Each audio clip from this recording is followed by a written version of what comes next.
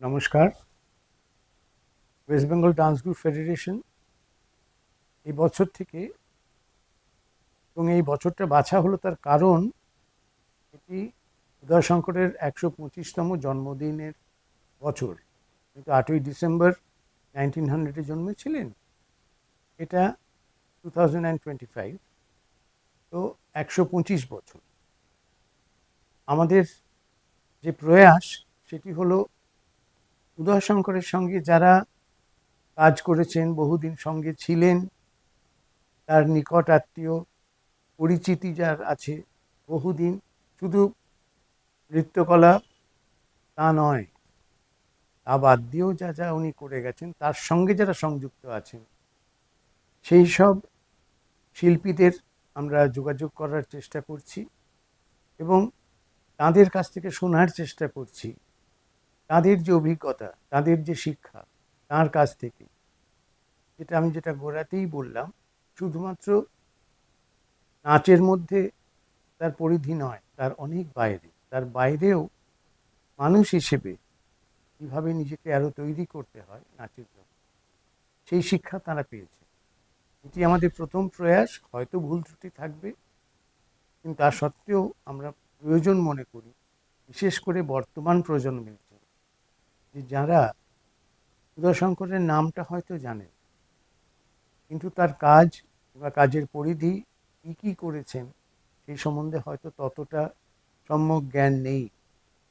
এবং তার ফলে যেটা হয়, তার নাম করে যে নৃত্য তারা পরিকল্পনা করেন এবং বলেন যে এটা বর্তমানের পরিপ্রেক্ষিতে তাকে আমরা অনুসরণ করে করছি, সেখানে অনেক খামতি থেকে যায়। সেই খামতিটা যাতে আর না থাকে, ভবিষ্যতের প্রজন্মের কাছে এটা ওয়েস্ট বেঙ্গল ডান্স গ্রুপের একটি ক্ষুদ্র প্রয়াস। আপনারা আমাদের সঙ্গে সহযোগিতা করবেন, ভুল ত্রুটিগুলো নিজে গুণে মাপ করবেন, এটি আমাদের প্রার্থনা। নমস্কার।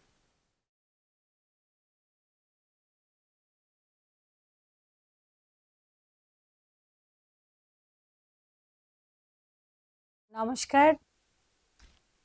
বিশ্ববরেণ্য নৃত্যশিল্পী উদয়শঙ্কর, তার ১২৫তম জন্ম জয়ন্তীতে আমরা West Bengal dance group federation এমন কিছু মানুষের কাছে আসছি যাদের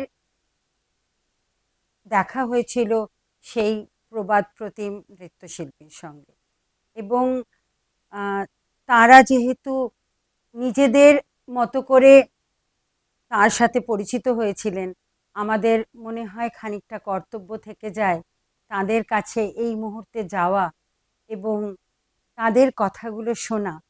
তাদের চোখ দিয়ে আমরা উদয়শঙ্করকে দেখছি।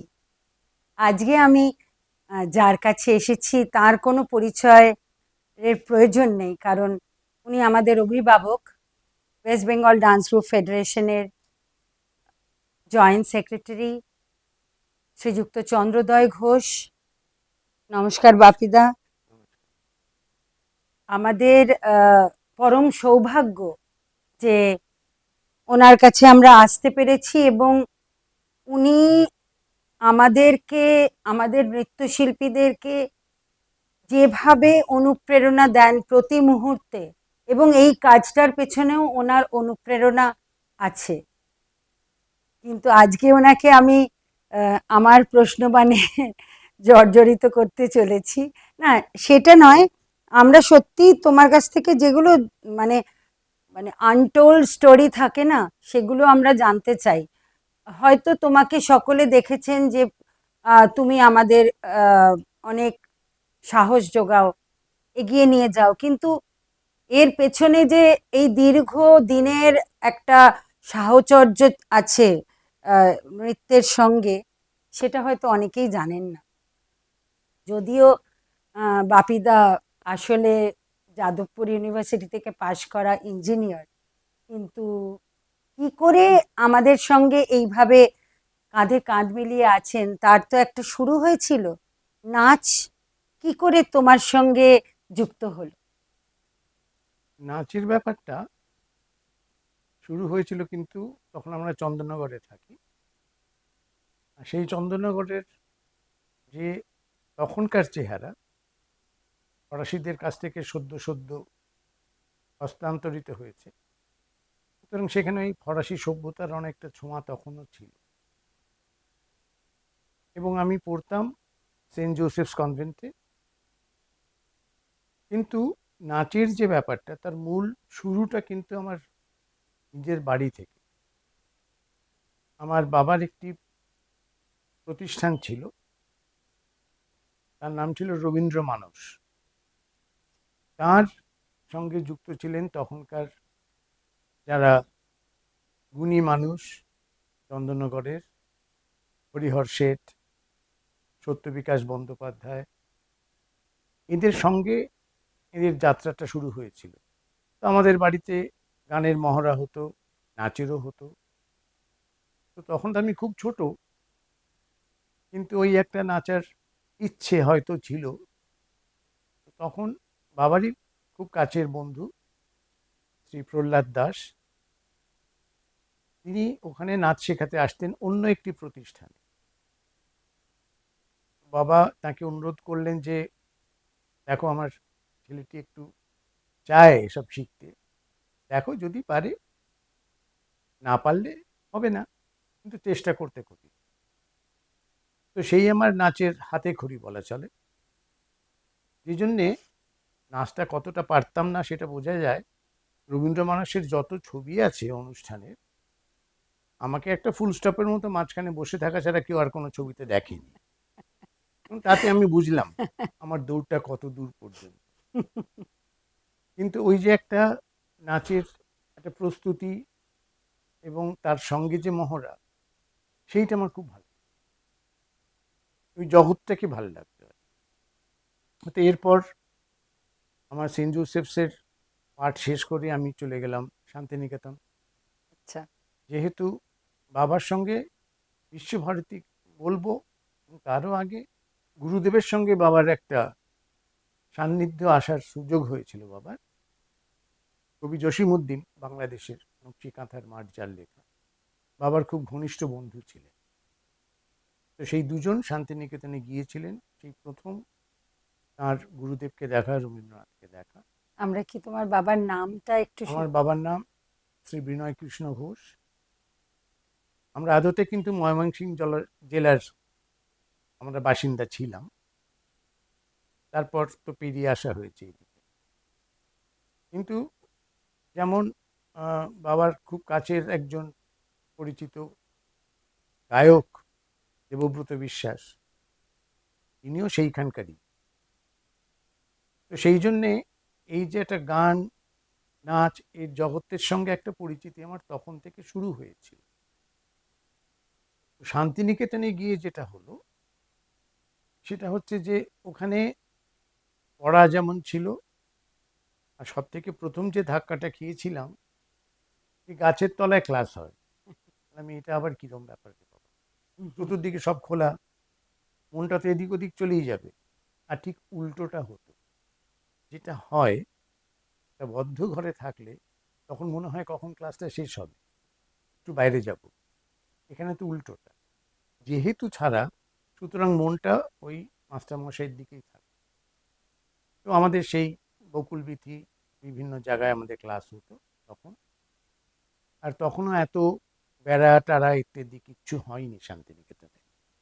তো তার মধ্যে আমাদের যেটা আমরা সুযোগ খুঁজতাম, আমাদের গানের ক্লাস নিতেন মোহরদি, কণিকা বন্দ্যোপাধ্যায়, মঞ্জু বন্দ্যোপাধ্যায়, আরও অনেকে ছিলেন। তো তাদের কাছে আমাদের গানের ক্লাসটা করতে হতো, কারণ যতটা আমরা গান শিখতে যেতাম, তার ছিল যে গানের ক্লাসটার পরেই আমরা খেলার মাঠে যেতে পারি, ওইটা ছাড়পত্র আর কি। তো সেই জন্যে মাঝে মাঝে মুহুর্দি আমাদের একটু মানে প্রায় অনুনয় বিনয় করে, তোরা অন্তত একটা বার গানটা করে যা, সে অন্তত চেষ্টা কর। হ্যাঁ, আমরা তো খুব মন দিয়ে শিখছি। আসলে ক্লাসটা হতো একটা জাম গাছের তলায়, আমাদের চোখটা তখন খুঁজে বেড়াতাম ওই জ্যৈষ্ঠ মাস তারপরে আর কি, যে কতগুলো জাম আছে কোথায় পড়ে সেটা কুড়িয়ে নিয়ে যেতে হবে আর কি। হস্টেলে থাকি, বাইরের খাবার তো পাবো না, এটাই আমাদের। তো শান্তিনিকেতনে থাকতে থাকতে যে নাচগুলো আমি দেখেছিলাম, যে নাচের যে ধরন, তখন ওখানে হরিদাস নায়ার ছিলেন, তিনি কথাকলি শেখাতেন।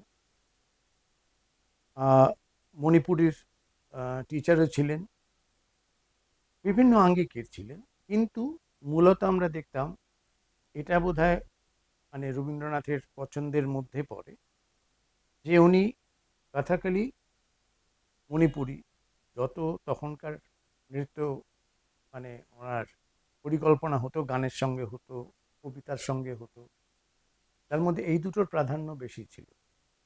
তবে একবার শান্তিদাকে উনি সিলোনে পাঠিয়েছিলেন, সিংহলে। সেখানে গিয়ে উনি ক্যান্ডিয়ান ডান্স শিখে আসেন, মানে দেখে আসেন। তো সে তার একটা ছাপ আমরা পড়তো, দেখতাম। তখন তো জানতাম না যেরকম মুভমেন্ট হয়। টোটাল যিনি করতেন মাধবেন্দু মুখোপাধ্যায়, তার পুত্র এখন আছে সঙ্গীত ভবনে, শিক্ষকতা করেন। তো তিনি ওই কোটালের মুভমেন্ট করতেন, কিন্তু পুরো ওই ক্যান্ডিয়ান ফর্ম। তো সেটা আগে তো দেখিনি যে কোটাল আবার এরকম করেও নাচে। আর শ্যামা হতেন গাবলুদি, আমাদের সব থেকে পরিচিতা এবং এত ভালো মানুষ। তার সঙ্গে আমার একটা পারিবারিক সম্পর্ক হয়ে গিয়েছিল। আমি এখন একবার অস্ট্রেলিয়াতে যাই, আর সেই সময় আমার মাতৃবিয়োগ হয়। সেই অ্যাডিলেডে অজয়দা, মানে গাবলুদির স্বামী অজয় লাহিড়ী, আর দিয়ালি লাহিড়ী, এদের বাড়িতে আমি ওই একটা সময় কাটিয়েছিলাম। হয়তো ওরা পাশে না থাকলে আমি কিভাবে, কেন তখন আমার যে অবস্থা ছিল, কোনো ফ্লাইট পাওয়া যাচ্ছিল না যে সোজা আমি অ্যাডিলেড থেকে চলে আসবো। সুতরাং আমাকে অনেক দিন থাকতে হয়েছিল। তো এই দিয়ালি লাহিড়ী অর্থাৎ গাবলুদির যে নাচ, বিশেষ করে শতবর্ষে যখন শ্যামা হলো, তো তখন এমন হয়েছিল যে আমাদের শান্তিনিকেতনে রিক্সাওয়ালা যখন নিয়ে আসতো অতিথিদের দেখাতে, সব দেখাতো যে এটা লাইব্রেরি, এটা সঙ্গীত ভবন, এটা কলা ভবন, বলেই বলতো শ্যামাটা কিন্তু দেখে যাবে। এবং ওটাই মূল তখন হয়ে গিয়েছিল, উত্তরায়ণে যাবেন কি যাবেন না সেটা পরে, কিন্তু শ্যামা কিন্তু দেখে যাবে। তো তখন আমরা বলতাম যে তাহলে এর থেকে আর বেশি পাবলিসিটির কি দরকার। তো বোলপুর স্টেশনে নামলেই শ্যামা শুরু হলো, এবং যতক্ষণ আশ্রমে ঘুরবেন শ্যামা সম্বন্ধে সব জেনে যাবে। তো ওই এটা নাচ, শতবর্ষে। এটা শতবর্ষে। শতবর্ষে আরেকটা জিনিসও হয়েছিল, যেটা আমরা তখন অত মানে কত্থক কোনোদিন দেখিনি। আর সেই প্রথম পণ্ডিত বিরজু মহারাজ গিয়েছিলেন ওখানে, তাকে তো আমরা চিনি না। আর আমার সৌভাগ্য, তখন তো আমরা স্কুলে পড়ি, কিছু দায়িত্ব, যে তুমি কিন্তু এর সঙ্গে থাকবে, উনি যা দরকার সেটা দেখবে। তো আমার ভার পড়েছিল বিরজু মহারাজজির কাছে। আচ্ছা। তো সেটা আমি তো খুব খুশি, আমার একটা খুব ইম্পর্টেন্স পেলাম আর কি। তো তারপরে কিন্তু একটা ভীষণ অভিমান হয়েছিল। এটা হলো অনুষ্ঠানের আগে, মানে উনি যখন যাবেন বিচিত্রায়, তখন নতুন স্টেজ হয়েছে, পণ্ডিত নেহরুজি ওপেন করে গেছেন। তো বলা হলো যে আমার পায়ে একটু পাউডার লাগিয়ে দেবে আমাকে মাঝখানে। এই আবার কি, আমি কিছু বলতে পারছি না, আমার দায়িত্বের মধ্যে পড়ছে। তো সেই পাউডার টাউডার মাখালাম। তারপর যখন নাচটা দেখলাম, ও বাবা, নাচ এরকমও হয়, এত সুন্দর হয়।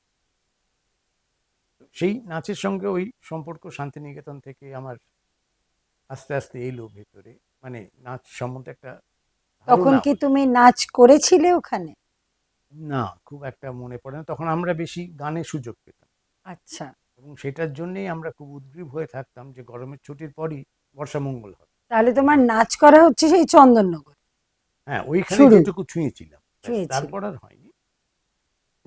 এখানে যেটা হয়েছিল, এখানে নাচ মানে হয়তো ওই বসন্ত উৎসব হচ্ছে, আমাদের বলা হলো শোনো ছেলেদের নাচে তোমরা যাবে, কিন্তু বেশি নাচানাচির চেষ্টা করো না, পেছনে হাতে লাঠি দিয়ে দেবো, ওইটা মাথায় ঠুকতে ঠুকতে চলে যাবে, হয়ে গেল আমাদের প্রেজেন্টেশন। তো ওইটাই নাচ। আচ্ছা। কিন্তু যেটা আমরা সব থেকে বেশি আনন্দ পেতাম সেটা হচ্ছে বসন্ত উৎসবের দিন শেষ গানটা ছিল যা ছিল কালো ধর। হুম, আমরা বুঝতাম এটা শেষ গান। আর ওখানে আবির রাখা থাকতো পাহাড় করা। ওই গানটার জন্য আমরা অপেক্ষা করতাম কোনোদিন আমরা শেষ হতে দিই। তার আগে যত পাঠাবনের ছেলে লাফিয়ে পড়লো আবিরের ওপরে নিয়ে ওই যে শুরু হয়ে গেল গান তখন মাথায়। ও তো গান গেয়েই যাচ্ছেন, গাইতেই হবে। শৈলজাদা আছেন, শান্তিদা আছেন। তো আমাদের নাচটা ওইখান থেকে শুরু হলো। তারপরে হতো এই এক একটা গাছের তলায় কিছু নাচ। এবং সেইখানে আমার ইমপ্রম্পটু নাচ শুরু হয়েছিল যে, এই তুই তো এত ডান্স ড্রামা দেখিস, এই গানটা গাইছি, তুই যা হয় সেটা নাচ। সেখানে আবার একটা ইম্পর্টেন্স পেয়ে যাচ্ছি, আমি নাচতে বলছি। আর তখন বাইরের প্রচুর লোক আসতেন দেখতে, তাঁরা দেখছেন। আমি খুব উৎসাহিত হয়ে কি যে কাগের ঠ্যাং বগের ঠ্যাং নেচেছি জানি না, কিন্তু যাই হোক। এরপর কিন্তু তোরা ওই চন্দ্রদাকে রাখবি, বুঝেছিস তো, নাচের কিছু হবে। তো পুজোর ছুটির আগে আমাদের একটা পর্ব ছিল যেখানে নাটক হতো কিংবা এরকম নৃত্যনাট্য হতো। সেটা শুধু স্টুডেন্টসরা করে স্কুলে। তো সেইখানে দু চারবার একটু সুযোগ পেয়েছি ছোটোখাটো। বেশিরভাগই হচ্ছে তাড়াতাড়ি মারা যায়, মানে উত্তীয় হওয়া, বেশিক্ষণ স্টেজে থাকিস না আর কি। তো সেই হলো আমার শান্তিনিকেতনের নাচের ব্যাপারটা আর কি। তো এরপর নাচের একটা নতুন ধারা যেটা আমার চোখে এলো সেটা হচ্ছে ক্লাস 9-এ যখন পড়ি, সেটা হচ্ছে 1961, শতবর্ষ। তখন এই প্রবাদ প্রতিম পুরুষ উদয়শঙ্কর সামান্য ক্ষতি করছিলেন। আচ্ছা। এবং সেটা হয়েছিল এখন যেখানে ইনকাম ট্যাক্সের বাড়ি আছে, ব্যাম্বু ভিলা ছিল সেখানে। হুম হুম। সেই ব্যাম্বু ভিলাতেই সামান্য ক্ষতি তৈরি হয়েছে, মানে দেখানো হয়েছিল। আমি দেখে একদম এই জন্যে যে স্টেজের মধ্যে রানীর পোশাক পরিবর্তন হচ্ছে, যখন ওকে রাজা বার করে দিচ্ছেন যে তুমি বাড়ি পুড়িয়ে এসেছো, বেরিয়ে যাও, সেটা রানীর ওই পোশাক থেকে ওকে এক কাপড়ে বার করে দেওয়া। তারপরে অন্যান্য যে কোরিওগ্রাফি তখন দেখেছি, তখন তো কোরিওগ্রাফির ব্যাপার কি তা তো জানি না, কিন্তু শুধু মুগ্ধ হওয়া ছাড়া কিচ্ছু ছিল না। বাড়িতে এসে আমি মা বাবাকে বলেছিলাম যে যতদিন হচ্ছে আমি জানি না, আমি আরও কয়েকবার যাবো ওখানে। এত ভালো লেগেছিল যে কোনো গান নেই, শুধু আবহ সঙ্গীত, এবং তাতে একটা ডান্স ড্রামা কনভেড হচ্ছে অডিয়েন্সের কাছে, এতটুকু বুঝতে অসুবিধা হচ্ছে। তাহলে এর পরবর্তী যে প্রশ্নটা তো আমার তোমার কাছে, সেটা হচ্ছে তাহলে এইখান থেকেই তোমার উদয়শঙ্কর এবং তার নৃত্যশৈলীর সঙ্গে একটা প্রথম প্রথম পরিচয়, পরিচয়, প্রথম দর্শন, প্রথম দর্শন। সেই আর কি। তারপর এর পরিচিত কবে হলে? সেটা হলো ওই যাদবপুরে যখন আমি ইঞ্জিনিয়ারিং পড়ছি, তো তখন। তখন তোমার মুখে শুনেছি তুমি তো খুব ভালো খেলতে। হ্যাঁ, আমি হকি খেলতাম, বাস্কেট খেলতাম, ক্যাপ্টেন ট্যাপ্টেন ছিলাম কয়েক বছর। সেই সুবাদে অনেক রাজ্য ঘোরা হয়ে গেছে। তো এই যে নাচের ব্যাপারটা ছিল, সেটা এলো এই জন্যে যে তখন উদয়শঙ্কর ইন্ডিয়া কালচার সেন্টার শুরু হয়েছে কলকাতায়। আর আমার বোন পিয়ালি, পিয়ালি রায় মহাশয়, সে এখন বার্মিংহামে থাকে। তো সে ওটায় শিখতে যায়। তা আমার দায়িত্ব হচ্ছে বোনকে নিয়ে পৌঁছে দাও, এবার বসে থাকো, শেষ হলে আবার নিয়ে চলে এসো। এই করতে করতে যেটা হলো, তখন ওখানে রাঘবন গুরুজি ছেলেদের ক্লাস নেন। উনি একদিন বললেন যে তুমি কি করো? আমি যে আমি খেলাধুলো করি। বলে ঠিক আছে, তুমি এসো আমার ক্লাসে। তখন আমি যে না, সেটা কোনো ব্যাপার করেই হয়, এত খেলাধুলো করি, ক্যাপ্টেন ট্যাপ্টেন ব্যাপার। তো আমার সঙ্গে আর আমার ক্লাসমেট ছিল সৌমেন ঘোষ, যে আমার শান্তিনিকেতনেও এখানেও, ও সে সিভিল ডিপার্টমেন্টে ছিল, সিভিল ইঞ্জিনিয়ারিংয়ে পাশ করেছিল। তো আমরা দুজনেই বললাম চল যাই, ইউকে নিয়ে আমায় যেতেই হয়, তুইও চল। বলে হ্যাঁ, ওর নাচের ব্যাপার করে ফেলবো। তো গেলাম। প্রথম দিন কথাকালি ক্লাসে উনি খালি বললেন পাটা জোড়া করে 5 বার লাফাও আগে আমি দেখি। এটা কি ব্যাপার? একবার লাফাতেই বুঝলাম যে না, এটা ঠিক আমার ব্যাপার নয়। মানে উনি যেটা চাইছেন সেটা আমাদের দ্বারা হচ্ছে না।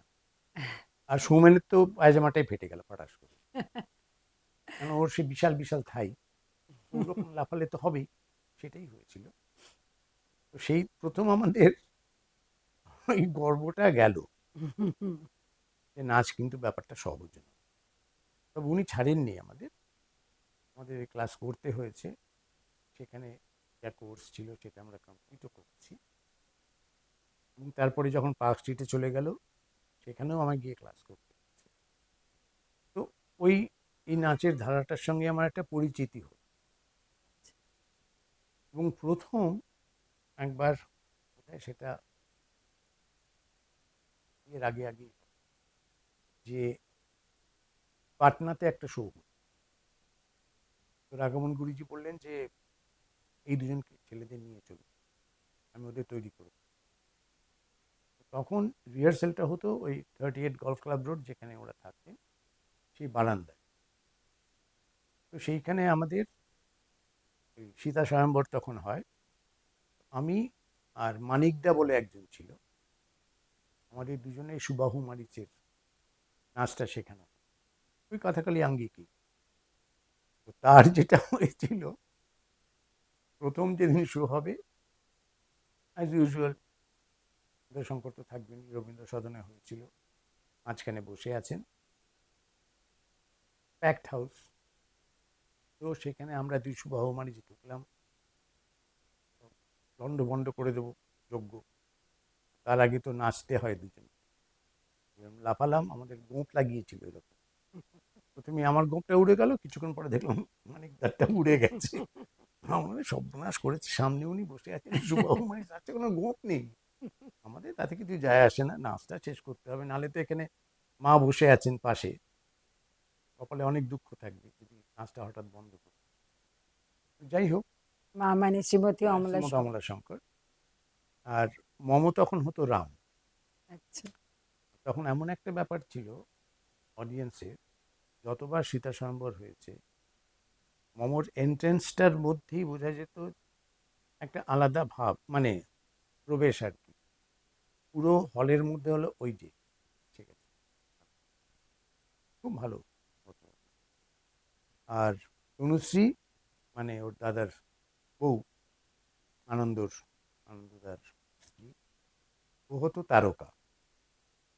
তো সেই প্রথম দেখলাম যে ডান্স ড্রামাতে শ্যাডো কিভাবে ইউজ, এই যে রামের সঙ্গে তারকার যুদ্ধ, সেটা কিন্তু শ্যাডোতে হতো। আচ্ছা। স্টেজ থেকে যখন তাড়া করে নিয়ে গেল তখন ওইখানে, এবং সেখানে শেষে তারকা একটা গাছ উপড়ে ফেলে, মানে মারতে যায়, আবার মারা হলো কিন্তু স্টেজে। এই জিনিসগুলো তখন দেখে বললাম যে বাবা, ডান্স ড্রামা এভাবেও হয়। তো ওইভাবে ওই নাচের, মানে ওই ধারার মধ্যে ঢোকা। এবং যেটা শিখলাম তখন, ওই ডিপিং বলে একটা ব্যাপার আছে। সেই পাটনায় যখন গিয়েছিলাম, তখন অচ্যুত কাকা ছিলেন, অচ্যুত নারায়ণ চট্টোপাধ্যায়, উনি ওই দলের প্রবীণ সদস্য একজন। তিনি আমাকে 3 দিন ধরে পাটনার ছাদে ডিপিং প্র্যাকটিস করিয়েছিলেন, যে দেখ এইটা না করলে কিন্তু এই নাচটা তোর হবে। তখন এই ডিপিং ব্যাপারটা বুঝলাম যে ওটা কিন্তু ওটা আলাদা নৃত্যশৈলীর মধ্যে সেটা করতে হবে। তো ওই নাচটার মধ্যে আস্তে আস্তে ঢুকতে শুরু করলাম, আমি ঢুকিয়ে দেওয়া হলো। এই হচ্ছে ওই নাচের ভেতরে যাওয়া। কিন্তু সেটাও তখন এই যে শিখছি, করছি, সেটা হচ্ছে হ্যাঁ বেশ ওই উদয়শঙ্করের দল, তার স্ত্রী চালান, আমরা করি। কিন্তু উদয়শঙ্কর সম্পর্কে যে একটা জানা, তিনি কি, তার মানে অবদান কি, সেটা কিন্তু জানি না। উপলব্ধি হয়নি সেই তখন। উপলব্ধি একদমই হয়নি। বরং উনি থাকলে আমরা একটু কেঁপে যেতাম, বাবা উনি কেন। যাই হোক, উনি তো আসতেনি। সেইখানে এখন আমার হঠাৎ মনে পড়লো, একবার শোয়ের পর স্টেজের পাশে উনি এসছেন, সবার সঙ্গে কথা বলছেন। তো হঠাৎ আমাকে দেখে একদম জড়িয়ে ধরে বললেন, "গুড, একটু আরো মন দিয়ে।"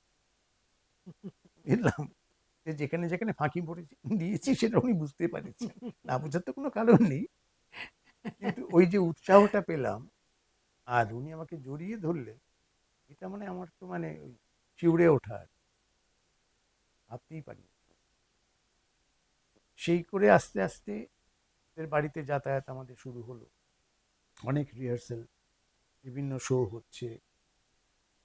একবার আমরা মস্কো গেলাম, তখন ট্রেড ফেয়ার হতো, তো ইন্ডিয়ার পার্টিসিপেশন ছিল, তো তার সঙ্গে একটা কালচারাল ডেলিগেশন, সেখানে কিন্তু আমি আর প্রদীপ্ত নিয়োগ দুজনেই গিয়েছিলাম। আচ্ছা। খালি যেটা হয়েছিল, মস্কোয় তখন প্রচণ্ড ঠান্ডা, আর এদিকে আমাদের খালি গায়ে দুজনকে ধুতি করে নাচতে হতো। কি করুণ অবস্থা, কিছু তো করার নেই, স্টেজটা এরকম, ওখানে সবাই এত লোক রয়েছে। তো তখন একটা মস্কোকে দেখেছিলাম, তারপরে যখন নিজেদের দল নিয়ে গেছি তখন অন্য, তখনকার মস্কোতে যেটা পেয়েছিলাম দেখতে, সেটা হলো যে ধরো একটা কোনো পার্কে গেছি, সেখানে রাইড আছে, অত তো রুবল আমাদের হাতে নেই, তখন বোধহয় $8 না কত দেয়া হতো আজকে। তো দেখলাম তখন এনপিস চুইংগাম পাওয়া যায়, হুম। ওরা আমাদের বলতো, চুইংগাম চুইংগাম, এটা কি, এটা টিকিট দাও, ওরা একবার করে দিলে একটা রাইড ফ্রি, ও। আমাদের ওখানে তখন চুইংগাম পাওয়া যায় না, তো সেইটাই আমাদের একটা মহা আনন্দ। রোজই আমরা যাই, তারপর একদিন মার হাতে পড়লাম, রোজ রোজ কোথায় যাচ্ছ তুমি আর প্রদীপ? বললাম, না এই একটু দেখছিলাম, চুইংগাম নিয়ে গিয়েছিলে? বললাম হ্যাঁ, আর যাবে না, হয়ে গেল তখনকার মতো চুইংগাম। তো এই যে অভিজ্ঞতাগুলো হয় ওদের সঙ্গে গেলে, তখন আমরা মস্কোর বাইরে কয়েকটা গ্রামেও গিয়েছি, সেই গ্রামীণ যে চেহারা, মানে সেটা ঠিক আমাদের দেশের মতোই, মানে মানুষরা ওই রকম সরল সাদাসিধে। আমরা যাচ্ছি, সব দেখি চেরি নিয়ে বালতি নিয়ে দাঁড়িয়ে আছে, যদি খাই আর কি।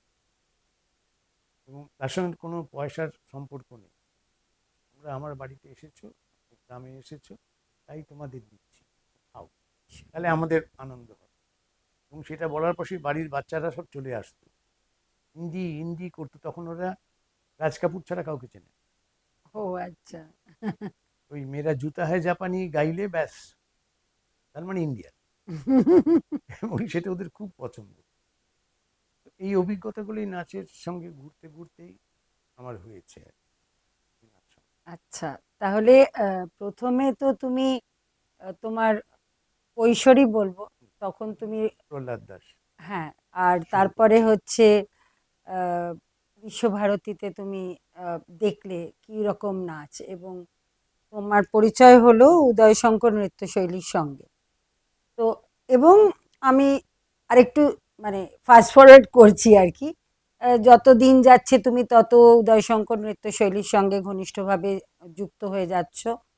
তো এই যে দুটি মানে রবীন্দ্র আহ, নৃত্যের যে ধারা, যেটা তুমি দেখেছো বিশ্বভারতীতে, এবং আমাদের চোখে হয়তো উদয়শঙ্কর নৃত্যশৈলী যেটা, এই দুটোর মধ্যে আমরা হয়তো অনেকটাই মনে হয় আমাদের কাছে যে হয়তো এদের মধ্যে পার্থক্য আছে, কিন্তু তোমার কাছ থেকে শুনবো যে উম, দুটো কি কোথাও গিয়ে মিশেছে?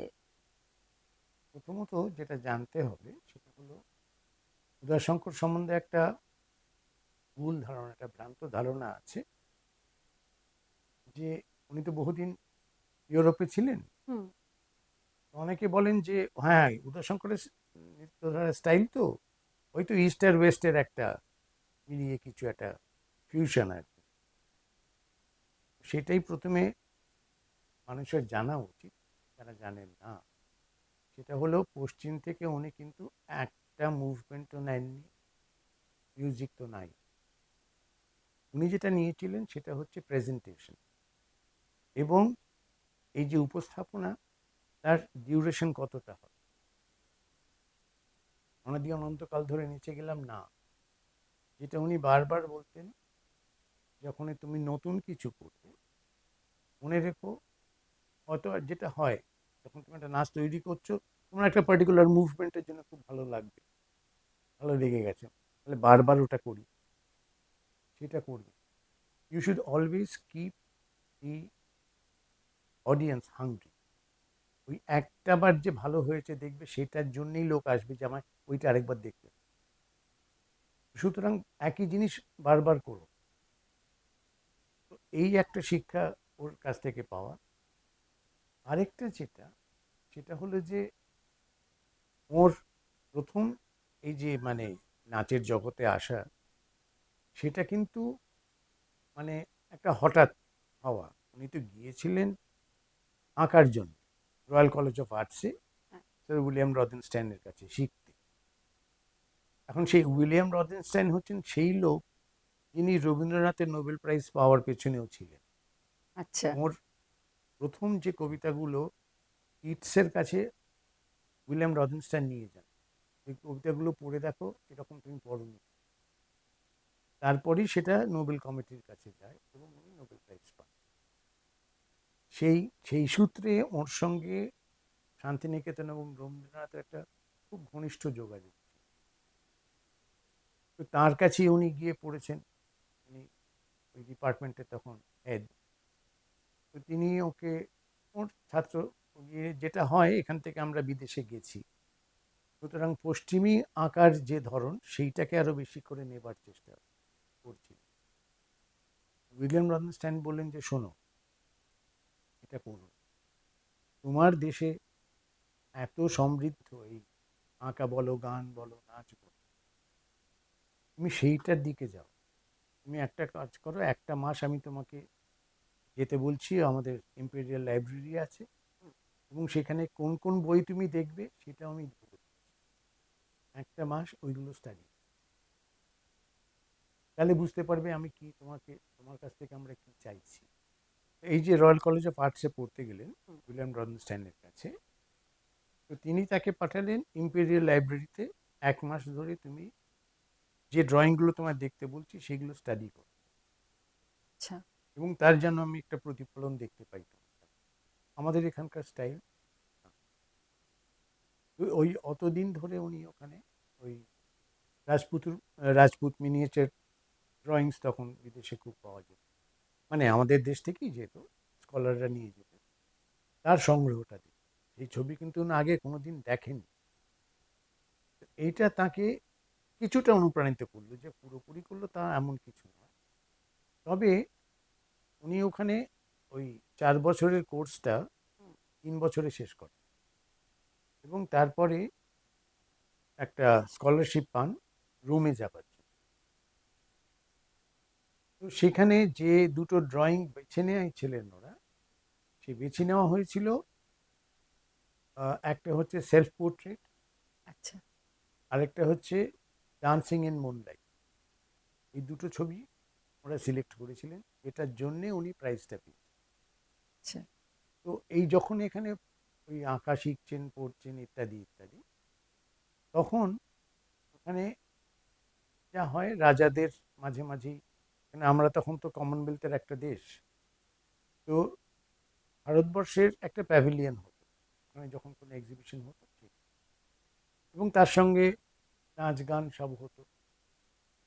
ওরিয়েন্টাল ডান্স বলে যেটা হতো, সেটা হচ্ছে এখান থেকে কোনো ছবি দেখেছেন কেউ, সেই মুভমেন্টগুলো করে, সেটাই ওরিয়েন্টাল।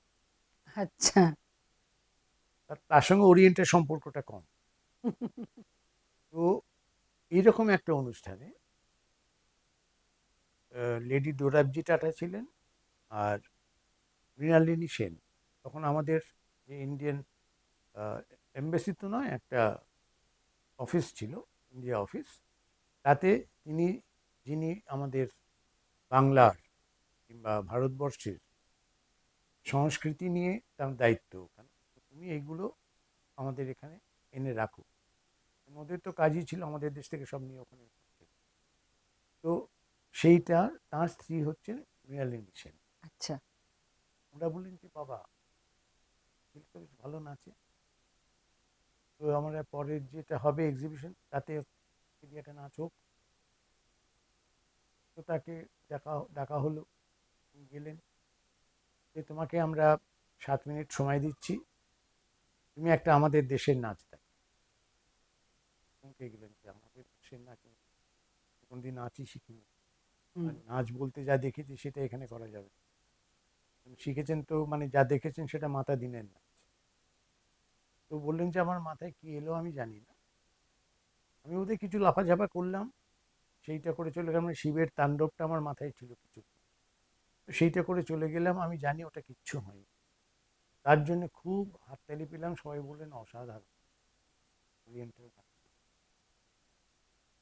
তো এইরকম আরেকটা অনুষ্ঠানেও গিয়েছিলেন, সেখানে কিং জর্জ দ্য ফিফথ ছিলেন, তার সম্মানই বোধহয় করা হয়েছিল। তো সেখানে তিনি একজন পার্টনার নিয়ে নেচেছেন, সেটা একটু ভেবেচিন্তেই হয়তো করেছিলেন। সেখানে উনি যেটা বলছেন যে সেটাও আমি যে কি করেছি আমি তো জানি না, কিন্তু যেরকম আমি দেখেছি একটু আধটু, সেইটা ভেবে ওই নাচটা করেছিলাম। সেটা কিং জর্জ দ্য ফিফথ আবার আলাদা করে আমাকে ডেকে ভালো বলে গিয়েছে। সুতরাং আমি ডান্সার হিসেবে তখন একটা স্বীকৃতি। তবে যখন ওখানে ছিলেন ওর বাবা পণ্ডিত শ্যামশঙ্কর চৌধুরী, তিনি ছিলেন মহারাজার মানে ওই স্টেটের সেক্রেটারি। তো তার একটা মানে শ্যামশঙ্কর চৌধুরীর এই ছিল মানে কাজ বাদে মাঝে মাঝে ছোট ছোট শো করতেন, একটা ম্যাজিক শো কিংবা পাপেট শো। সেখানে উদয়শঙ্করকে বলতেন যে তুমি আমার সাহায্য করো। তো সেইখানে ওই আলোটা সেট করা, পাপেটগুলো দিয়ে একটু নাড়াচাড়া করা, এইটুকুই ওর কাজ ছিল। সেখানে ওর বাবাই একদিন বললেন যে উদয় তুমি তো নাচছো শুনলাম, দেখেননি তো, তুমি একটা ছোট নাচ করে দিতে পারবে? বাবা আমি নাচবো? হুম, হ্যাঁ তোমার যেরকম মনে হয়, হুম, তো নেচেছো রাজার সামনে শুনলাম। তো উনি আরেকটা নাচ তৈরি করলেন, সেটাও ওর হচ্ছে যে আমার কল্পনায় কি এসছিল জানি না, সেটা বাবা চাইলেন একটা ছোট নাচ, সেটা করেছিলেন ওয়াটার ক্যারি, জল নিয়ে যেতে দেখেছি আমাদের ওখানে, বাঁকের ওপর নিয়ে যেমন জল যায়, সেইটা করলাম। সবাই বললেন খুব ভালো, এই ছেলেটি বড্ড রোগা, কারণ আমি খালি গায়ে একটা পৈতে দিয়ে ওটা করেছি। আচ্ছা, তো এই যে নাচ টাচ করছেন, তখন পাভলোভা আমাদের দেশ থেকে, অ্যানা পাভলোভা তখনকার সব থেকে নাম করা ব্যালেরিনা, তো তিনি ভারতবর্ষ থেকে, ভারতবর্ষ, জাপান, সব জায়গা ঘুরে ওখানে গেছেন, মানে ফিরেছেন লন্ডন। আর ওর লন্ডনে আসা মানেই ওখানকার লোকের ধারণা যে এরপরে আমরা রয়্যাল প্যালেসে কয়েকদিন দুর্ধর্ষ কিছু নাচ দেব, ওর প্রেজেন্টেশন। এইবার উনি যখন গেছেন তখন ওর মাথায় ঘুরছে যে ভারতবর্ষ দেশটা এত ঘুরলাম, মন্দির টন্দির দেখলাম, অজন্তা ইলোরা দেখেছি, এলিফ্যান্টা দেখেছি, তার মানে নাচ এবং বাজনায় দেশটা ভর্তি, কিন্তু আমি তো কোনো শো দেখলাম না পাবলিক, কারো নাচ দেখতে পেলাম না। এবং সেটা আমি পরে আরেকটি জায়গায় বই পড়লাম যে উনি এসে তখন সাধনা বোস নাচেন আচ্ছা, আবদুল্লাহ মর্জিনা করার সময়, সেই খবরটা পেয়েছিলেন, কিন্তু সাধনা বোসের নাচও দেখা, ওর খুব ইচ্ছে ছিল যে যদি অন্তত একবার দেখা যায়, তো সেটা হয়। তো কিন্তু উনি তখন বুঝতে পারলেন যে এই দেশটায় নাচ মানে আছে, তো সেটার যে কোথায় আছে কেউ জানে না। তো ওর মাথায় তো ঘুরছে যে আমায় ওরিয়েন্টাল একটা কিছু করতে হবে। তো সেই সময় এই লেডি ডোরারজি টাটা আর মৃণালিনী সেন উদয়শঙ্করকে নিয়ে গেলেন যে এই ছেলেটি ভারতবর্ষ থেকে এসেছে, এখানে আঁকা শিখছে, ভেরি গুড পেইন্টার, ও স্কলারশিপও পেয়েছে, তবে আপনার যদি মনে হয় যে ওকে দিয়ে কিছু হবে, করতে পারেন। এইখানে আমার ব্যক্তিগতভাবে একটা প্রশ্ন থাকে যে যে বয়সে উনি পাভলোভার সামনে দাঁড়িয়েছিলেন, বয়সটা তখন 21 বছর, সরি 22 বছর, 22 বছরের ছেলে তখনকার পৃথিবীর সব থেকে নামকরা ব্যালেরিনার সামনে দাঁড়িয়ে যখন তাকে প্রশ্ন করা হলো যে তুমি আমাদের নাচ শিখিয়ে দিতে পারবে? বললেন হ্যাঁ পারবো। কি করে বললেন আমি জানি না, দৈব ছাড়া সম্ভব না। কেন উনি তো জানেন আমি কোনো নাচই শিখিনি কারো কাছে। তো উনি বললেন ঠিক আছে তাহলে তুমি দুটো নাচ তৈরি করো। উনি রাধাকৃষ্ণ একটা তৈরি করলেন, আর একটা হিন্দু বেদিক। পরে যেটা উনি বলেছেন যখন ইন্টারভিউ নেওয়া হচ্ছে যে তুমি এই দুটো বাছলে কি করে। রাধাকৃষ্ণের গল্পটা আমার জানা ছিল, আর আমি যেহেতু রাজস্থান থেকে এসেছি আমি জানি ওদের পোশাক কীরকম হয়, সেইটা আমার মাথায় ছিল। আর হিন্দু ওয়েডিংটা আমি দেখি, সুতরাং এই দুটো সাবজেক্ট আমার মাথায় এসেছিল। তো রাধাকৃষ্ণ করেছিলেন অ্যানা পাভলোভার সঙ্গে, আর হিন্দু ওয়েডিং ওর দলটাকে। তো উনি বললেন যে দেখো, মনে রেখো আমি কিন্তু একজন পেইন্টার, আমি ওইটুকু জানি যে ঠিক কোন রংটা কোথায় যাবে, কার পাশে কে দাঁড়াবে, এই ক্যানভাস ভেবে আমি কোরিওগ্রাফটা করি। তো এই ভেবে আমি দুটো নাচ করেছি। সেই দুটো নাচ যখন প্রথমে দেখানো হলো হলে, হই হই রই রই পড়ে গেল। এবার পাভলোভা একদম মাতিয়ে দিয়েছেন আমাদের, একজন ইন্ডিয়া থেকে কে এসছে সেই শিখিয়েছে, এ তো অসাধারণ। এবং তারপরে উনি এটাও বলেছিলেন যে আমি একজন পেইন্টার ঠিক, আর নাচ বলতে দেখো সত্যি কথা আমার নাচ আমি জীবনে প্রথম দেখেছি আমি যখন বারাণসীতে থাকতাম, এক চামার ছিল তার নাম মাতাদি। আমি রাত্রিবেলা পালিয়ে যেতাম বাড়ি থেকে, গিয়ে ওদের ওই চামারদের পাড়ায় যেতাম। তখন ওই রাত 8টা, 8:30, 9টার পর ওরা একদম মানে মদ্যপান করে ডুবে যেত। সেখানে মাতাদিন যে নাচতো সেটা দেখে আমি মুগ্ধ হতাম। আপন মনে নাচছে কিন্তু কত কিছু করছে তার মধ্যে। আর একটা অদ্ভুত প্রাণ শক্তি আছে, সেইটা আমার খুব ভালো লাগে। সেই একটা নাচ দেখেছি। আর যখন আমি রাজস্থানে ছিলাম তখন আমি দেখেছি এই চৈত্র সংক্রান্তির দিনে ওখানে রাজা বেরোতেন, মানে হাতির উপরে হাওদায়, এবং তার যে হাতি, তার যে দুটো দাঁত, তার উপরে একটা কাঠের পাটাতন। সেই পাটাতনের উপরে রাজনর্তকী যিনি ছিলেন কুকিবাই, তিনি নাচতেন ওই সারা বছরে একদিন। তার জন্য লোকে ভিড় করে থাকতো রাস্তার দুপাশে, এক তো রাজাকে দেখছে প্লাস ওই নাচ। বলে এই হচ্ছে নাচ সম্বন্ধে আমার যেটুকু তখনকার দেখা, এর বাইরে আমি কিছু জানি না। তো সেইটা কি করে মাথায় এলো তো আমি করে ফেললাম দুটো। তো এইভাবে ওর শুরু হয়েছিল। তারপরে পাভলোভার কাছে ওর দলে উনি বললেন তুমি আমার দলে করবে। বললেন যে ও কিন্তু প্রফেসরের সঙ্গে কথা বলতে হবে, রবিনস্টাইন। রবিনস্টাইন তো শুনে খাপ্পা, বলে তুমি এখানে আঁকা শিখতে এসো, তুমি নাচের কি জানো যে ইন্ডিয়ান নাচ করবে, তুমি জানো? মানে উনি তো রবীন্দ্রনাথের সঙ্গে ঘুরেছেন অনেক, জানেন নাচ ব্যাপার। তো তখন পাভলোভা বললেন যে ঠিক আছে আপনি একদিন আসুন, ও থাকুক আমরাও থাকি, লেট হিম ডিসাইড ও কী করবে, পেইন্টার হবে না নাচটা। হ্যাঁ ঠিক আছে। উনি বললেন যে স্কলারশিপ পেয়েছে সেই ছেলে যাবে। তো যখন ওকে জিজ্ঞেস করা হলো তখন উদয়শঙ্কর বললেন যে নাচটা কি চাই। পাভলোভা সেই সময় যেটা বলেছিলেন রবিনস্টাইনকে যে দেখুন he is a very good painter, আমি মানছি, কিন্তু ডান্সিংয়ের জন্য যে শরীর দরকার, যে চেহারা দরকার, সেইটা উদয়শঙ্করের আছে। পেইন্টার কিংবা স্কাল্পটার হওয়ার জন্য কিন্তু এই চেহারার দরকার হয়। সুতরাং ওর নাচটাই করা উচিত, সো দ্যাট আমরা ওরিয়েন্টাল আরও কিছু পাই ওর কাছ থেকে। তো উনি মনক্ষুণ্ণ হলেন, কিন্তু কিছু করার নেই। ছাত্রই বলছে যে আমি নাচটা নিয়ে কাজ করতে চাই। তো তখন উনি পাভলোভা বললেন যে তাহলে তুমি আমার দলে এসো, আমরা একটা ইউএস ট্যুরে যাচ্ছি 6 মাসের জন্য, তুমি আমাদের সঙ্গে চলো। উনি গেলেন, এবং তখনকার দিনে ওর পারিশ্রমিক ছিল সপ্তাহে $200। এটা করার সময় যখন 1 মাস 2 মাস হয়ে গেছে, ওরা যে ট্রেনটায় যেতেন সেই ট্রেনটার নাম ছিল পাভলোভা এক্সপ্রেস। ওই দলটা শুধু ট্রেনটা ওদের জন্যেই শুধু, আর কেউ না।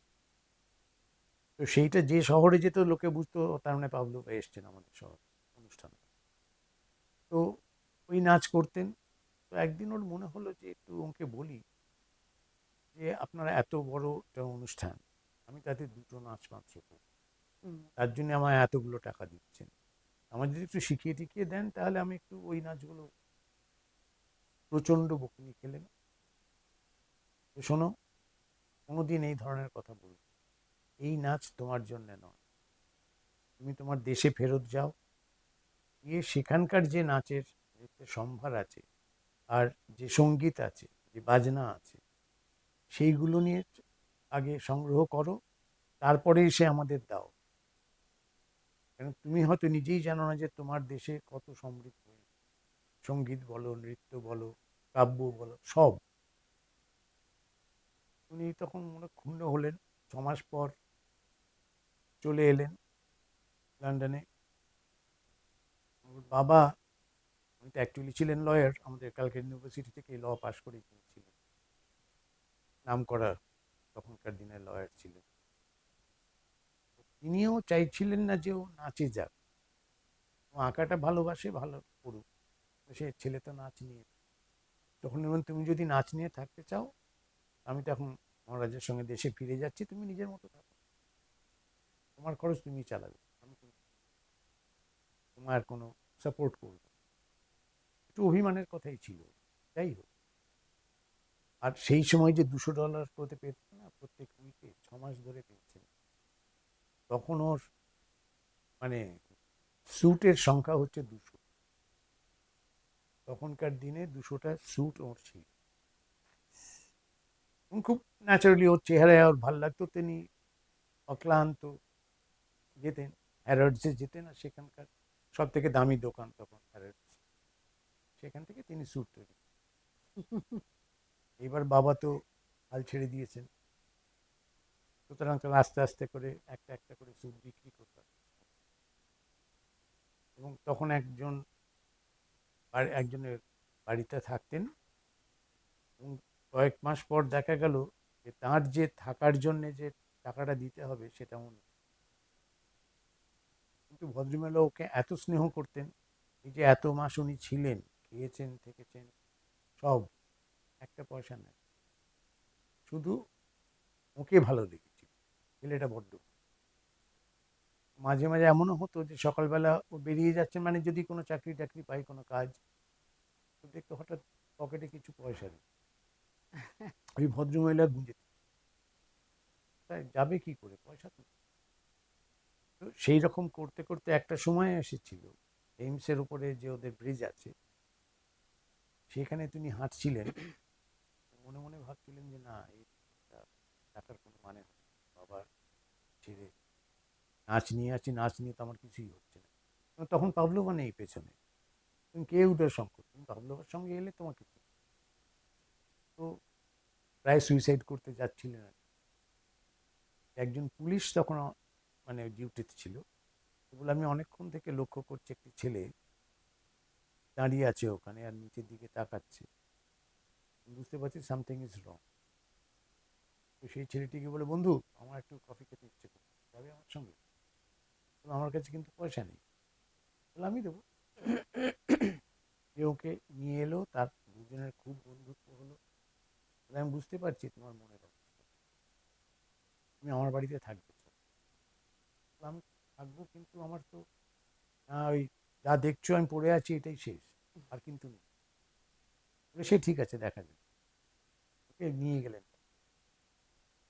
সেই বন্ধুই পরে এখানে একটা পাব ছিল লন্ডনে, সেখানে আমি তোমাকে দিতে পারি নাইট ক্লাব, সেখানে গিয়ে তোমার প্রত্যেক দিন কটা থেকে কটায় একটা টাইম নাচতে হবে, তার জন্য প্রত্যেক দিন তুমি 1 পাউন্ড করে পাবে। সেটাই আমার কাছে অনেক রকম। সেটা শুরু করলেন, কিন্তু পাবে নাচলে তো হবে না, আমাকে ওদের সঙ্গে মদ্যপানও করতে, যেহেতু ওটা নাই। তো সেটাতে শরীরের অবস্থা খারাপ। ওর সঙ্গে দুজন নাচতো পাবলোভার দল, তারা তখন সেই দলটা ছেড়ে দিয়েছে, ওরা থেকে গেছে ইটালিয়ান। এই দুই বোন তখন লন্ডন ছেড়ে প্যারিসে চলে গেছে, তারা ওকে ওর সঙ্গে যোগাযোগ করে হয় তুমি যদি চাও তুমি প্যারিসে চলে এসো, এখানে আমাদের এখন অনেক পরিচিতি হয়েছে, অনেকগুলো নাইট ক্লাব আছে, এখানে কিছু না কিছু একটা হয়ে যায়। তুমি দেখলেন এছাড়া তো আমার কোনো উপায় নেই, এখানে তো আমি কিছু করতে পারছি না। তো উনি প্যারিসে চলে গেলেন, সেই থেকে প্যারিসে ওর জীবনটা শুরু, বুঝেছো? এটা একটা অন্য বুঝতে পেরেছি। আর যেহেতু তুমি ওনার জীবনে ঢুকে গেছো, তো ওনার একটা বড় পর্ব ছিল আলমোড়া, সেইটা যদি একটু বলো, সেটা অনেক পরে। অনেক পরে। হ্যাঁ, সেইটা মাঝখানে। কিরকম মানে, এই যে প্যারিসে উনি যখন গেলেন দুই বোনের সঙ্গে, মানে দুই বন্ধুর সঙ্গে আর কি, কাজ করতে, তখন তো ওই একটা স্যুট, প্যারিসের ঠান্ডা, ওর দিন আর ওই স্যুট চলে, তখন খবরের কাগজ নিয়ে আসতেন, সেটা ঢুকিয়ে ভেতরে ঢুকিয়ে দিতেন যে একটু মোটা হতো আর কি। তো তাতে কিছুটা যদি শীত কমে, এবং যা রোজগার করেন তাতে উনি রোজ ওই 1 পাউন্ডের একটা রুটি কিনে আনতেন, অর্ধেকটা সকালে খেতেন, বাকিটা জলে চুবিয়ে রাখতেন, একটু খেতে থাকতেন, রাত্রিবেলায় এসে। তখন এই নাইট ক্লাবে নাচ মানেই তোমাকে ওদের সঙ্গে খেতেই হবে, তো সেই জন্য সেই প্রস্তুতিটাও নিয়ে যেত। কিন্তু যা হয় এই করতে করতে, আর ওর যেটা কপাল বলা চলে, যে উনি যখন এই যে নাচছেন, তখন অনেক ব্যারন রথস্টাইল্ড বলে একজন ছিলেন, তিনি একবার এসেছিলেন ওর কাছে। তো ওনার একটা ইনস্টিটিউশন ছিল, তিনি বললেন যে দেখো আমার একটা ইনস্টিটিউশন আছে, ওখানে এসে একটু ডান্স শেখাবে, হাতে চাঁদ পেলেন আর কি। হ্যাঁ, কিন্তু আমার সঙ্গে বাজনা বাজাবে। পুরনো একটি মেয়ে আছে, সে তার মা ইস্টারডরা ডানকানের কাছে নাচ শিখেছে, তার মেয়েটি আছে, সে ভালো পিয়ানো করে, তাকে যদি তুমি বলো আমার মতো বাজি। তো সেই প্রথম সিমকির সঙ্গে তার আলাপ। তো এটা দুজনে, উনি বাজান আর ইনি নাচেন। তখনও উনি যেটা নাচেন সেটা মানে একটা ভেবে নেন আর কি, আচ্ছা, এইটা করো। এই সময় প্যারিসে যখন এই যে অ্যাটিকে থাকে, ওর কাছে একটা বই ছিল বহুদিন আগে, আমেরিকাতে যখন ঘুরছেন পাবলো বসে, তখন সেই বইটা তাকে দেওয়া হয়, একজন ইন্ডোলজিস্ট আমাদের এখানে। তো তিনি সমস্ত মন্দির টন্দিরে সব মূর্তিদের ছবি তুলে সেই বইটা, তার নাম হচ্ছে আনন্দ কুমার স্বামী। ওই পাতা উল্টো কোনোদিন দেখেননি, হঠাৎ একদিন রাত্রিরে খুব ক্লান্ত দেখে উল্টে দেখে আছে, করতে করতে হঠাৎ দেখলেন নটরাজের একটা ছবি। তো সেইটা দেখে ওর মনে হলো যে নটরাজ সবসময় এরকম পা তুলে তো দাঁড়িয়ে থাকতে পারে, তার মানে এর আগে একটা কিছু ছিল, পরেও কিছু একটা, সেটা কি? সেই থেকে মাথার মধ্যে ঘুরতে শুরু করলো যে আমি তাহলে এটা ভাবি, এটা করে যদি কিছু করা যায়, কোনো একটা কিছু যদি আসে। তো এই নতুন নাচ তৈরির ব্যাপারটা কিন্তু ওই শুরু হলো, এবং তার সঙ্গে সিমকির পিয়ানো। আচ্ছা। তো এইভাবে নিজের ওই, তখন আবার ওই ওই দুই বন্ধু এসে গেছে, এরা মিলে একটা ছোট্ট দলের মতো করে ছোটখাটো নাচ শুরু হলো। এই করতে করতে আরো অনেকের সঙ্গে তার আলাপ হতে শুরু, নাচের স্কুল ইত্যাদি ইত্যাদি। তো তারা বললেন যে ওরিয়েন্টাল ডান্স শিখতে গেলে ওই একটি ছেলে আছে, ওর কাছে গেলে হয়। ন্যাচারালি কোলেবর বৃত্তি হচ্ছে আস্তে আস্তে। কিন্তু এই যে ছোট দলটা করেছেন, তার মিউজিশিয়ান ওই একজন, সে পিয়ানো বাজে, মানে ইন্ডিয়ান ইনস্ট্রুমেন্ট কিন্তু নয়। সেই নিয়ে ঘুরছেন, মানে ইউরোপের অনেক জায়গায় এরা শো করে যাচ্ছেন। তখন একটু ওই উদয়শঙ্করন হিন্দু ডান্সার্স, এরা তো কেউ হিন্দু নয়, কিন্তু ওই নামে চলছে আর, ওরিয়েন্টাল ডান্সার্স। সেইভাবেই উনি শুরু করলেন। এই করতে করতে জুরিকে একবার গেছেন অনুষ্ঠান, তখন সেখানে একজন স্কাল্পটার, তার সঙ্গে ওর আলাপ হলো। তো তিনি বললেন যে আমি কিন্তু প্রায়ই তোমার দেশে যাই, বারাণসীতে একটা বাড়ি আছে, আমার ভাড়া নিয়েছি, সেখানে থাকি আমি কয়েক মাস। ওইটা আমার কাছে একটা আলাদা সময়। তোমাদের দেশে যত মন্দির টন্দির আছে সবগুলো ঘুরে দেখি, সেটা দেখে এসে তারপরে আমি স্কাল্পচার করি। তো তুমি যদি চাও তুমি আমার সঙ্গে যেতে পারো।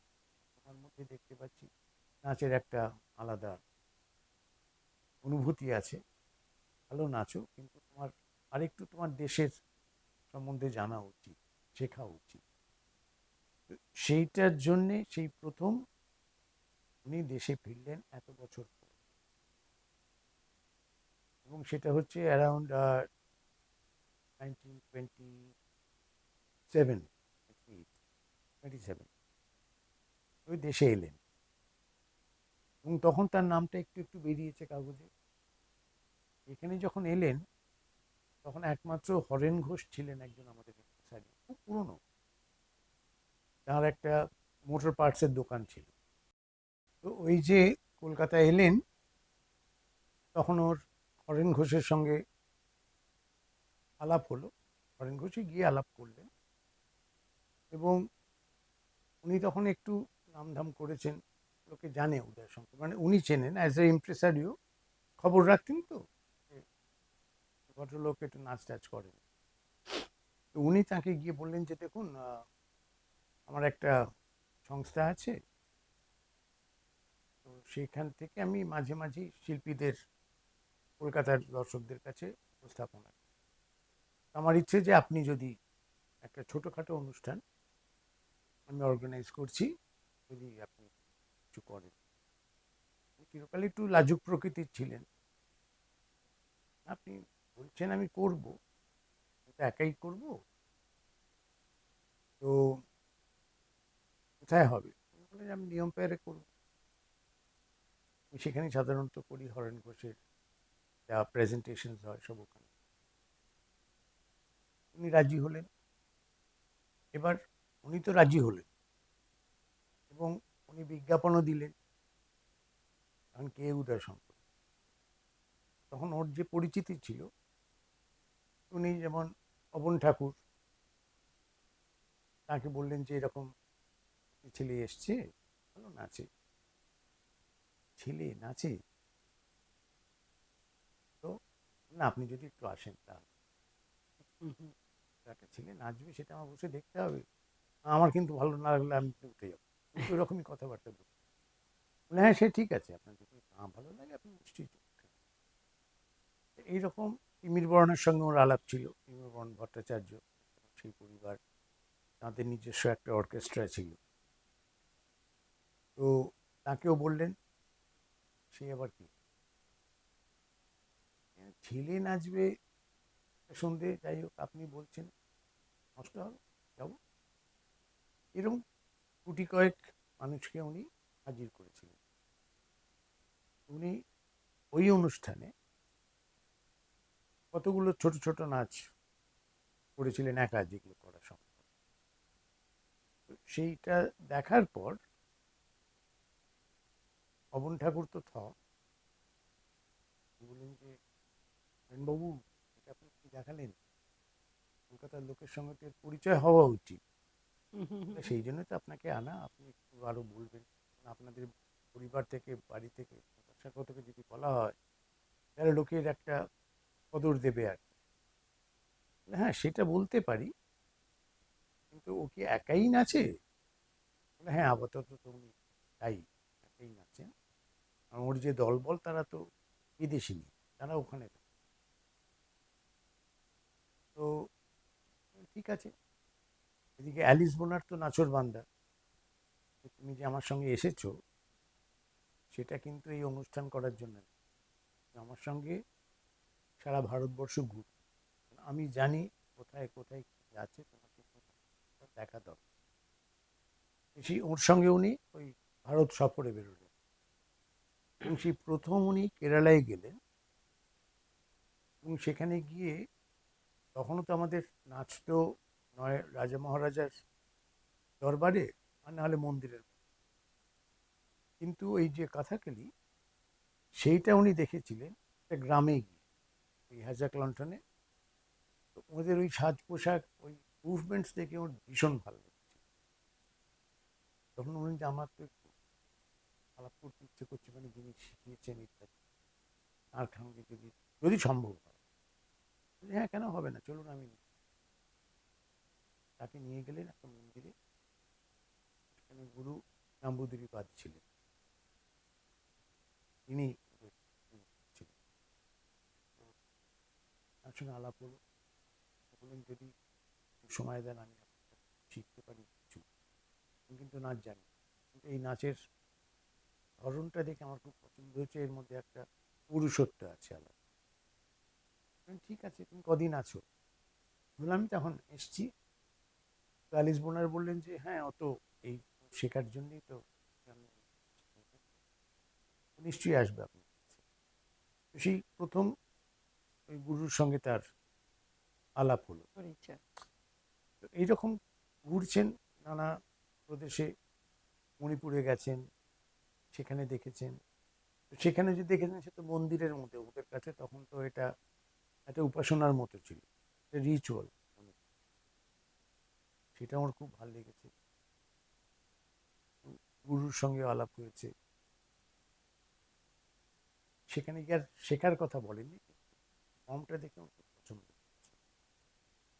তো কিছুটা আমার মনে হয়েছে যে আমি তো আগেও দেখেছি আমাদের ওখানে যারা এই ফিজি টিজি থেকে আসে, তাদের অনেকটা এই ধরনের, হয়তো তাই সেখানে জাভাতে এরকম সারা ভারতবর্ষ ঘুরে ঘুরে বিভিন্ন ধরনের, এবং বিশেষ করে ওকে গ্রামে নিয়ে গেছেন, গ্রামীণ নাচটা দেখ। সেখানে উনি প্রথম সাঁওতালদের নাচ দেন। তো তাদের মধ্যে ওই যে একটা আলাদা, মানে ওদের তো সবই হচ্ছে রিচুয়ালিস্টিক নাচ, কিন্তু তার মধ্যে একটা আলাদা ছন্দ ছন্দ। আছে, একটা রূপ আছে।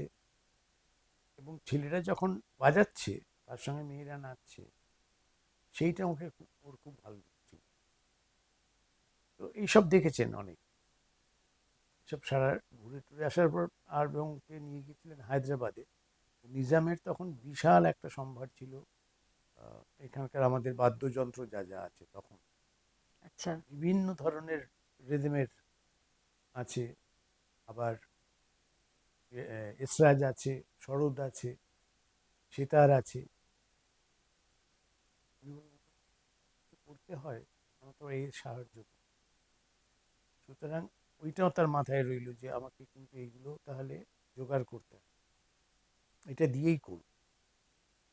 এবার ওই যে তিমির বরণ এসছিলেন, যখন কলকাতায় এলেন আবার ফিরে, তখন হরেন ঘোষ বললেন যে আপনার সঙ্গে এই তিমির বাবু একটু আলাপ করতে চান।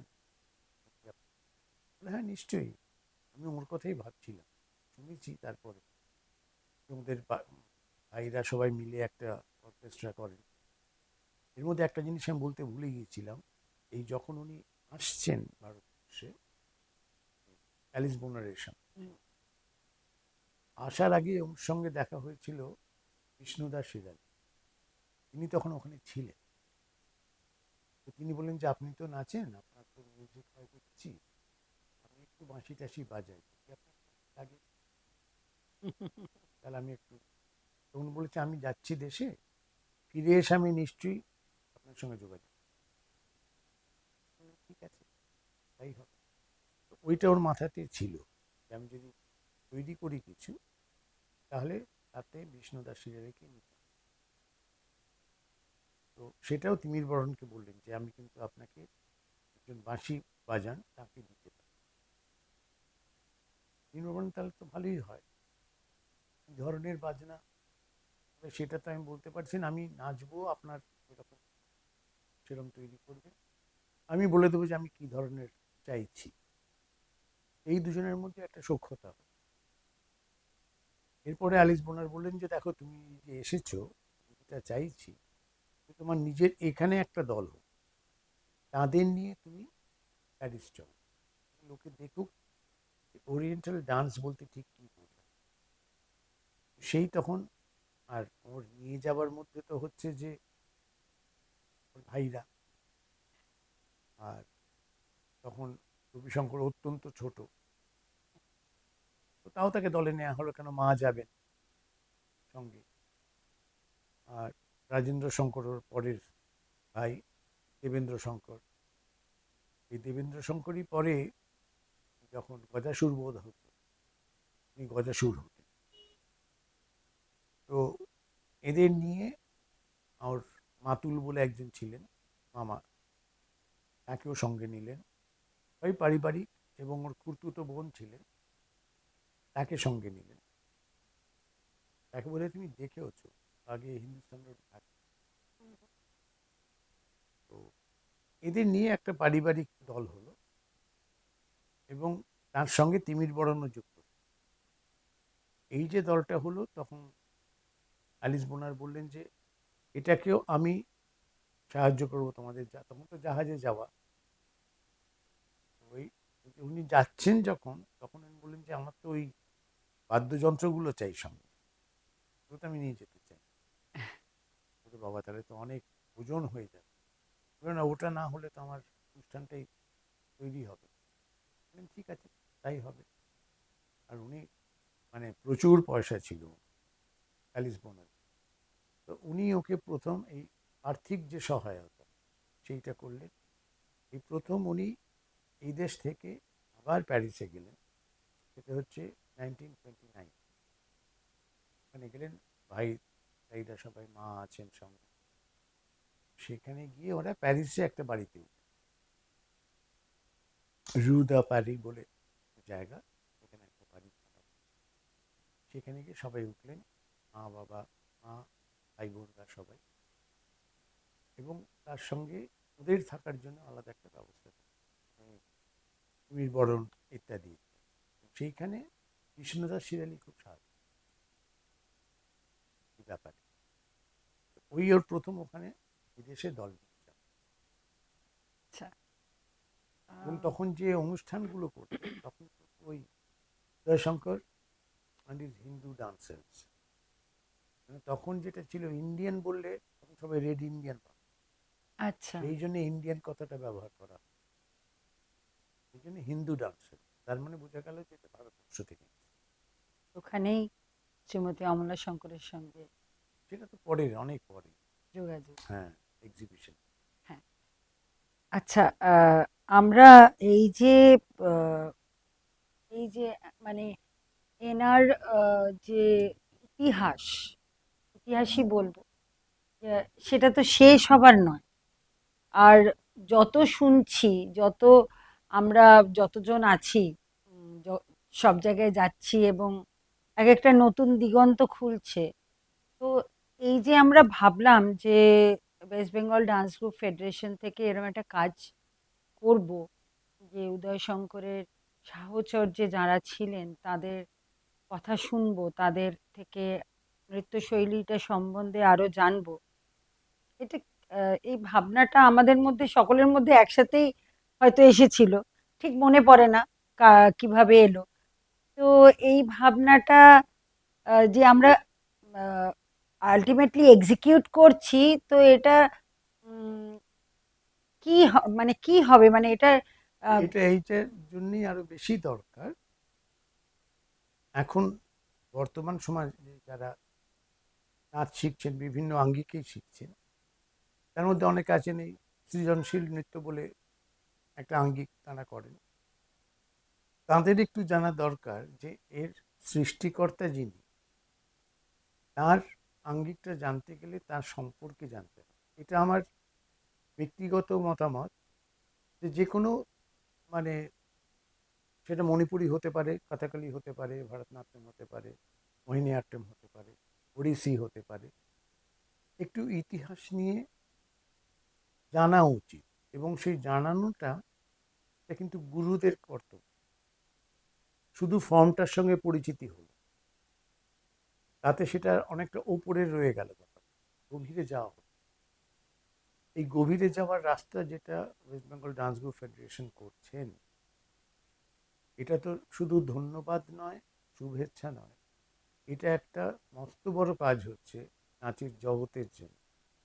এবং যারা এর মূল্যায়ন করতে পারবেন, তারা ভবিষ্যতে হলেও বুঝতে পারবেন যে এটা কেন করা হলো, কিসের জন্য করা হলো, কাদের জন্য করা হলো। আমার দেশের সংস্কৃতির সঙ্গেই যদি আমার কোনো পরিচয় না থাকে, আমি বিদেশে যখন যাব আমাকে বলা হচ্ছেন যে ইনি ভারতবর্ষ থেকে এসেছেন এই নাচটি নিয়ে। এবার তারপরে তাকে জিজ্ঞেস করতে যদি শুরু করা হয়, আচ্ছা আপনি যে ফর্মটায় করছেন, যে স্টাইলে করছেন, এই সম্পর্কে কিছু বলুন, তিনি নিজের গুরুর নামের বাইরে আর কিছু বলতে পারছেন না। সেটা ঠিক। তো এই যে পদক্ষেপটা নেওয়া হয়েছে আমি তো বলবো ভীষণ ভালো।